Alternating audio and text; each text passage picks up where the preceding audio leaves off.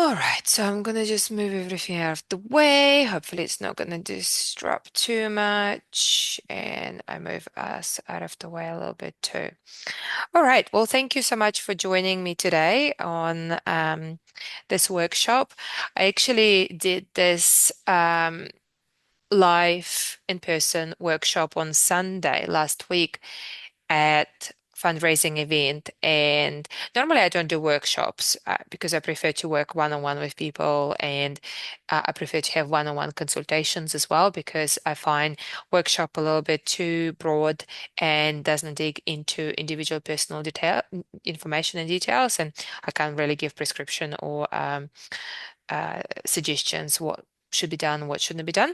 So but it was very well taken, and I thought, well, cool, maybe I can reach to more women doing those workshops. And this one might be a little bit too long. I can do shorter ones in the future. That's just a plan for the group as well, and help this way.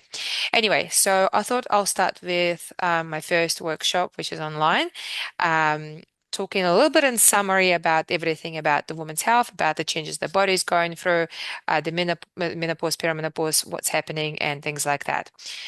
Um, so I just need to figure out to make sure I can use this slide. Cool. Um, if just I hope you can see the slide. Judith, can you turn the speaker on and tell me if you can see the slide, just to make sure?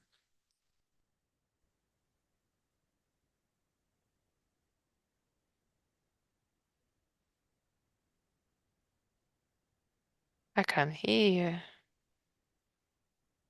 Sorry, I just lost into. Oh, okay. Can you see the slide? Can you see everything that I'm showing?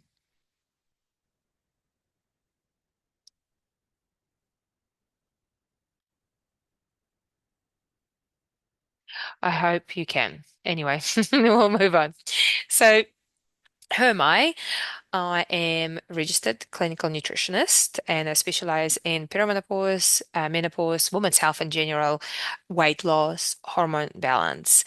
And so I've been doing nutrition coaching and fitness and stuff like that for the last 15 years. So I've been around for a while, but I'm only recently upskilled into be a registered clinical nutritionist.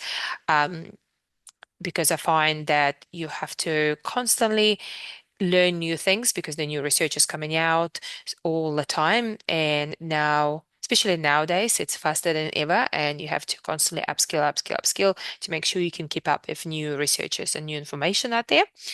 Anyway, why am I focusing specifically on perimenopause and women's health? Or because I am trying to be a person who I needed when I was having all the troubles with my health. After I had my first daughter, I had a few miscarriages. I was going through some rages, and I remember going to GP and saying that something is not right. I'm feeling like it's not normal because I'm too angry all the time, and they just keep saying, "Well, you just had a baby, you grieving miscarriages, or something else, there's something else." Constantly, this was something else. And then about 36, that's when I had started having panic attacks and anxiety after I had my son. And again, there was all the reasoning under the sun that it's a, you know, post-pregnancy or there's something else or whatever. They were trying to give me antidepressants or anti-anxiety pills and all that stuff, which I decided not to take. And try to figure out naturally what actually going on with my body. And that's when I started to upskill to focus on getting certification in understanding menopause, perimenopause, women's health, hormones, all of that stuff. And that's when I had Dutch test done and I realized that I'm actually in early perimenopause myself. So I went into early perimenopause officially at 37, probably would have been 35 looking back. I'm 42 now and I had hysterectomy at 41 due to heavy periods because of the low progesterone, and we'll talk about it a little bit later. Um, so bleeding out to the point that I had to have two iron infusions, um, to, not to be anemic. And that's why I don't have any more uterus. So I am on HIT now, taking estrogen and progesterone. So yeah, that's why I'm so interested in being that person that can help someone who I needed quite a few years back. Anyway, so that's that. All right, so let's talk about what is menopause. Menopause is actually only one time in your life. That's the one moment when you haven't had period for 12 months consistently. So anything prior to it is perimenopause. Anything post that one day, one time menopause is postmenopause. So average age of menopause is actually 51. And perimenopause can start anywhere between 8 to 15 years prior to it, which brings you down to mid 30s to mid 40s. But if you are 45, you're 100% in perimenopause. But now I even say if you're 40, you're in perimenopause. Depends what symptoms you have as well. So what actually changes happening? Like what actually going on? Well, we've got a few things that's happened. We've got estrogen, we've got progesterone and cortisol. That those three hormones that get affected the most, plus testosterone too. Estrogen so what it does, it makes us gain more weight. It impacts our recovery, our energy, our mood. Progesterone is the calming hormone. So when progesterone goes down, and that's what happened to me in the mid 30s, that's when you start having panic attacks, anxiety. You might not even have panic attacks. I did, but anxiety, mood swings, rage, things like that. So they can impact your sleep. It can impact your peace, and it can also impact inflammation in your body. Because when estrogen dancing or when progesterone down and estrogen dancing around, it creates imbalance because progesterone and estrogen, they like the old scales goes up and down depending which one's heavy, which one's light. They have to be balanced. If they're not balanced and progesterone is down, it will push estrogen up. It doesn't mean that you're going to have too much estrogen in your body. It just means that it's going to be out of balance. The estrogen become dominant in your body. And when there is a estrogen dominance, that's when inflammation goes up in women. That's when we gain more weight. That's when we retain more water. That's when we gain weight around stomach and the hips and the butt more. Um, so that's kind of how estrogen and progesterone connected. Then we've got cortisol, and cortisol is our stress hormone. So when cortisol high or cortisol low, and cortisol can be low when it's been too high for too long, then you can experience fatigue. Doesn't matter if you're too stressed or too not stressed at all because you've been too stressed for too long, you're still going to experience fatigue. You're going to gain weight around the abdominal area. And cortisol uses the same thing as progesterone, which called pregnenolone. And what actually happens when you're too stressed, and that's why we're going into menopause or perimenopause earlier, is because we live our mid 30s super freaking stressful. You're married, you got kids, you suddenly maybe spinning some wheels, getting somewhere in your career, you finish university, whatever. Like it's busy, it's stressful. And so what actually happens is pregnenolone still, or still pregnenolone, whatever it's called, cortisol takes all the pregnenolone to survive. So then we don't produce enough progesterone, which causes the sleep issues, rages, anxiety, all of that stuff. And at the same time, it pushes estrogen up in dominance, and that gives us weight gain, inflammation, poor recovery, and also lack of sleep, lack of energy.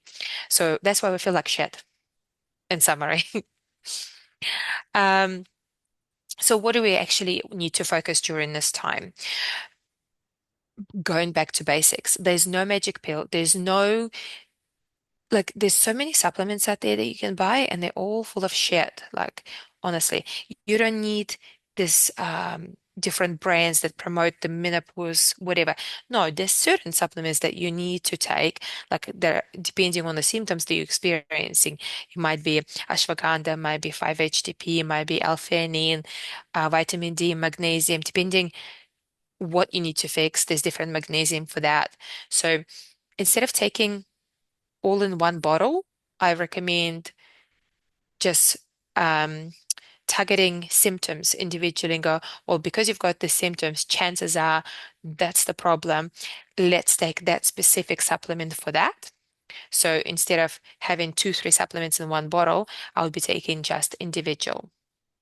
Um, anyway, so back to basics. What does actually our body needs right now more than ever is making sure that we're eating enough fruit and vegetables. Fruit and vegetables has fiber. Fiber is so important for detoxification to get rid of that estrogen dominance. Like any estrogen that doesn't get metabolized, fiber is the one thing that helps to get rid of it out of our body. So vegetables and fruit have fiber. Um, Also, vegetable fruits have vitamins, minerals, antioxidants, which are quite important now at this stage of life. The other thing, and I'm sure you hear it all the time, protein. You need to have protein. Yes, you have to have protein. You can have it from animal products or you can get it from vegetables. Of course, it's not as much, but you still get some. But protein is underrated, how important it is, especially for perimenopausal, menopausal woman or aging adult in general. There's more new research come out how much protein you should be having, and it's quite eye-opener. You should be having 1.6 to 2.2 grams of protein per day, sorry, of protein per kilo of your body weight. So, for example, if you're 70 kilos, you should be having anything between 110 to 150 grams of protein per day.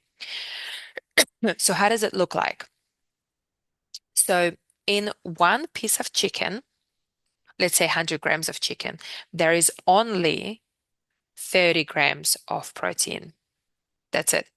So if you need to do 110 to 150 grams of protein per day, you're looking at 300 to 400 grams of chicken per day. So you have to have chicken in the morning, chicken for lunch, chicken for dinner. So you'll be having about 150 grams of chicken for breakfast, 100, 50 grams of chicken for lunch, 150 grams of chicken for dinner. Of course, you're not going to have chicken for breakfast, but I did when I needed to lose 30 kilos after having kids. I did. I had meat for breakfast because I really wanted to get rid of my weight, and it's worked. You can have protein shake instead. You can have eggs and protein shake. You can have porridge, eggs and protein shake, or just um, uh, porridge and protein shake. But most women lack protein. And that's really, really important because it's not just building and repairing tissues, it's also responsible for your nails, for your hair, for your skin, for your immune system. So if you want a beautiful skin and you don't want to look saggy, or you want a beautiful nails, beautiful hair, you need protein. Your cookies and baking and chips are not going to give you all of that. So that's that. I feel like I'm preaching here, but it is that like you need rest, you need sleep, you need recovery. You need to make sure that you get at least 9 hours of sleep every single night. We want to grow muscle. Muscle is active tissue, which means that it's it, it's working after you actually worked out, and it's burning fat at rest. It's working at that point. So muscle is really, really important to have. Like it's the more muscle mass you have, the faster you're going to burn fat. As simple as that. Just gonna quickly have a look. I've got some messages here. Nails has been brittle, so I need more protein. 100%. Yes. How do you know which supplement to take? Well, you will know which supplement to take if like you need to speak to someone like me or naturopath or any other clinical nutritionist. And based on what symptoms you're experiencing, we would be able to suggest, recommend what you should be taking for that. Okay. All right. Let's go to the next one. Okay. So look, I don't feel like I need to preach about why you should be eating healthy and what benefits of that, but there's so many benefits of eating healthy. And when we talk about healthy, you just need to eat things that don't come from the packet. Vegetables, fruit, meats, whole grains. Um, Stay away from any white food, any processed food. So anything that's white, like white bread or white rice, it had fiber taken out of it. So there's literally no quality in it. Saying that, for some people who have digestive issues or gut health issues, brown rice can be quite hard on the gut, so they can only manage white rice. But we're not talking about that right now. We're talking about in general, if you're okayish, then you should be focusing on the whole grains like brown pasta, brown rice, wholemeal bread. Woigles, probably my preference because it doesn't have stuff added to it. Like if you look at the label, if you see any numbers, if you see any words that you don't know what they mean, you shouldn't be having that. As simple as that. Um, so benefit of eating healthy, the main benefit that I think is important to mention is its improved mood.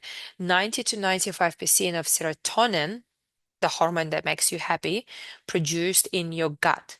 It's not in your brain, it's in your gut. So if you're eating shit food, junk, processed, ultra processed food, you're not going to be looking after your gut health. So then that will make you feel like shit. Very much. You're not going to feel great. You'll have mood swings. You might have a depression. You'll have ups and downs, sad, whatever. So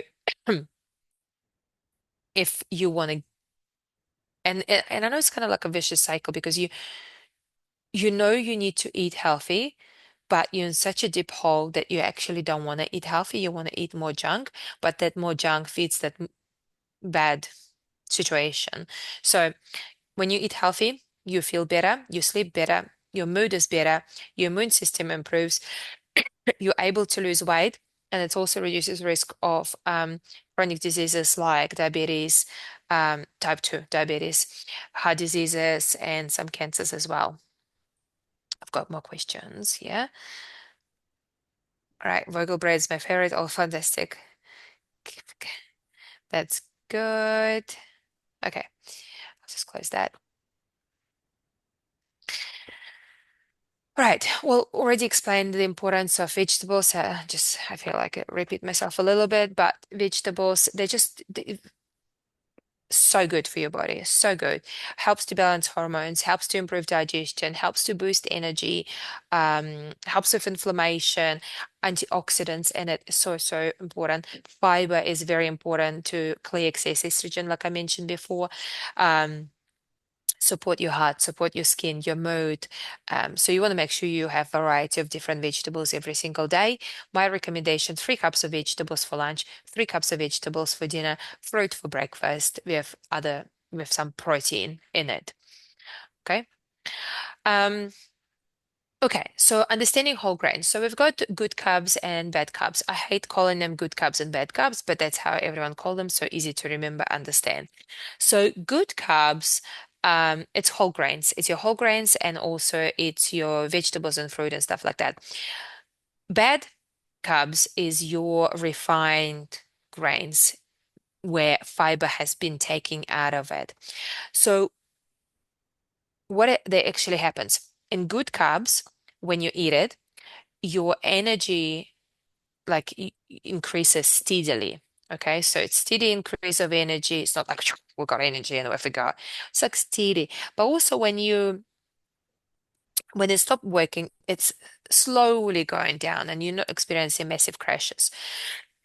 When we have bad carbs like chocolate, uh, white bread, sugary cereals and things like that, we get an immediate release of energy real quick, but then we also get spike of blood sugar. And then we have massive crashes afterwards. That's when we feel really freaking tired, especially around 3 or 2 o'clock in the afternoon. That's why we want to make sure we have good carbs like fruit and vegetables with every single meal that you're having, because that's a good carbohydrates that will produce energy throughout the day. So you're not going to feel tired in the afternoon. Because then we're going back to that vicious cycle where you feel tired in the afternoon and your brain is telling you, brains are smart, your body is smart. It tells you that you need carbohydrates, or it tells you like I'm tired, I need chocolate, but that's because your body is actually telling you I'm tired, I need energy, and you thinking, okay, how can I get quick energy? And normally we always think like I need chocolate or I need biscuit or I need something sweet to give me that energy. But actually, if you ensure that you have that consistent intake of carbohydrates, good carbohydrates throughout the day, breakfast, lunch, and dinner, you're not going to have those afternoon snacky decisions. All right. So protein, well, I feel like I already explained about protein and what it does. Repairs the muscle, supports hormones, keeps you full, gives you good nails, good skin, good immune system, hair, all of that. The other thing as well, it might be vitamin D too, when you mentioned about nails. Vitamin D could be too. But I would say it's probably protein. I would start with that. So I wanted to explain a little bit about fats too. So we've got unsaturated fats, saturated fats, and trans fats. Unsaturated fats we should be having all the time. They're healthy. That's your avocados, that's your olive oil, that's your nuts. Then we have saturated fats, which is the red meat, full fat dairy products. And we kind of want to have a little bit of that, not too much, but mainly focus on lean meats. And then the trans fats that we want to avoid is anything that comes from fried foods or processed foods that will have trans fats. Trans fats are very inflammatory. Very inflammatory. And when we have a low-grade inflammation in our body, that's when we get sick all the time, or we can develop some diseases, or we can lose weight. As simple as that. Water. So, how much water should be? We all know we should be having water, right? If you feel if you're tired, you need the water. If you're hot, you need water. If your digestion struggles and you're constipated, you need water. If you want to wash out toxins, you need water. So how much water should you be having? Well, I know we always say 8 cups a day, but when I was going through some of my study, the new thing was, or maybe I don't know how new it is, but one of the things that made sense to me is you should multiply your body weight by 30, and that will give you your milliliters, how much water you should be having. So if you're 70 kilos, then you should be at least having 2.1 or 2,100 milliliters of water per day. So the water can be from unsweetened tea, infused water. I really like water with lemon, or I have like red tea um, at night. Um, and then in the morning, I normally have a big glass of lemon water. So I just squeeze lemon in my water and have that. Or if I go sit in the sauna, I normally have a um, lemon water. I cannot drink normal water. For some reason, I've got gag reflex when I drink normal water. So lemon water for me, or herbal teas. All right, here's the fun fact. Reading labels. Reading labels is super important. You will find out so much information about it, like if it's got what it's made of, and things like that, and how much protein, carbs, and fats in it. Important fact is that when products say high protein, it's not always high protein. I think I can't remember how much it has to be over, maybe over 10 grams of protein, and then they can call it a high protein product. But really, it's Most of the time it's not. If your carbohydrates or fats are higher than your protein number, it's not a protein product. It's a carbohydrate or fats. And interesting that carbohydrates and protein in each calorie, in each gram, there's 4 calories. But for fat in each gram, there's 9 calories, so over double. So when it says 10 grams of fat and 10 grams of protein, it's not equal. It means 40 calories from protein and 90 calories from fat, which means that bar or whatever it is a fat product, not a protein product. The other fun fact as well, if you want to know what actually in your ingredient list or what is it made of the most, they normally place the order is based on quantity or the size. So if there is more protein, the protein will show up first. If there is more fat, the fat will show up first, like in ingredient list. Um, okay, so tips for healthy eating. Uh, Honestly, I feel like I'm preaching here and I feel like I'm teaching everyone how to suck eggs, but going back to basics, cook at home.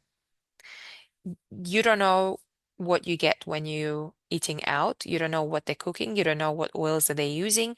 You don't know how old it is.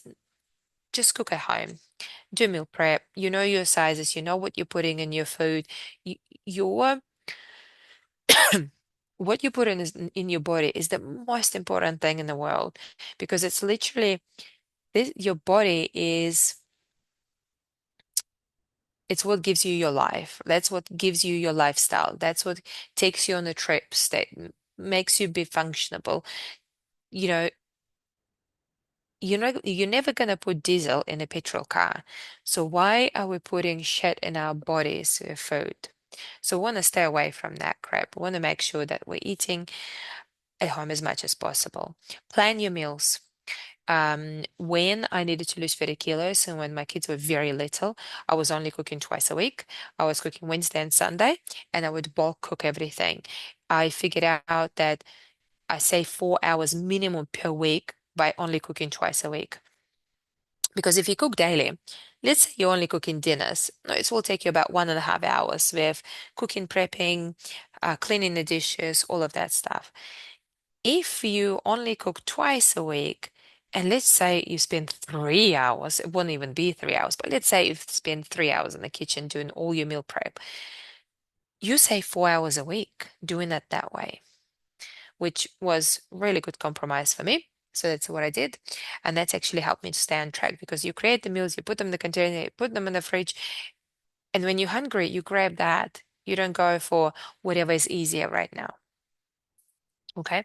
So when we eat, we'll also be very mindful what we're eating, when we're eating, what we're consuming, because quite often I do that all the time, still do it. I'll be on the phone answering my clients or watching Netflix while I'm eating because I don't have time to watch my Netflix at any other time. Um, and you actually, your brain and your gut can't catch up on time, and you want to stop about when you about 80% are full. And if you not mindful, you wouldn't know if you're full or not. You think you're full when the plate is empty, but even that you might still like, oh, I feel like some dessert or something like that. So portion control is important as well. And of course, we want to limit processed food, stay away from sugary drinks and unhealthy snacks because if your goal is to live healthy life, prevent diabetes to prevent cancer, prevent heart diseases, then you definitely need to stay away from snacks and junk and processed food. Um, Focus on buying in season. If something is really expensive, it's out of season, and our bodies actually function better when we eat in season. So, like strawberries or cherries, they're not all way around, right? Um, But if we were eating them all the time, it's too much sugar. It's way too much sugar. So we want to make sure that we eat whatever is in season. You can buy frozen. It doesn't have to be fresh either. Generic brands are absolutely fine. And you want to kind of prioritize your whole grains, your vegetables, your legumes. Um, really, like we don't have to and don't need to eat red meat every day. About once a week is good. There should be about 3 meals of chicken, couple of meals of fish, one red, and give it a go, one vegetarian. It will be great for your gut. Gives good break to your digestive system as well. Okay, there's a couple of myths that I wanted to cover, but I think you probably already figured out from what I was saying. The carbs are not your enemy. Good carbs, like complex good carbs, are actually great. That's your whole grains, that's your fruit and your vegetables, because you get lots of fiber and they're good for your energy. Um, Low fat doesn't mean always healthy, because if it's a low fat product, chances are they've added lots of sugar, sodium, and other unhealthy ingredients to make it taste good, like fat. You don't need detox tea, you don't need detox things. You've got liver, you've got kidney. If you eat healthy and you drink your water, you will be fine. And all calories are created equal. That's not true, because you could be eating 2000 calories per day, sorry, per week, um, per day.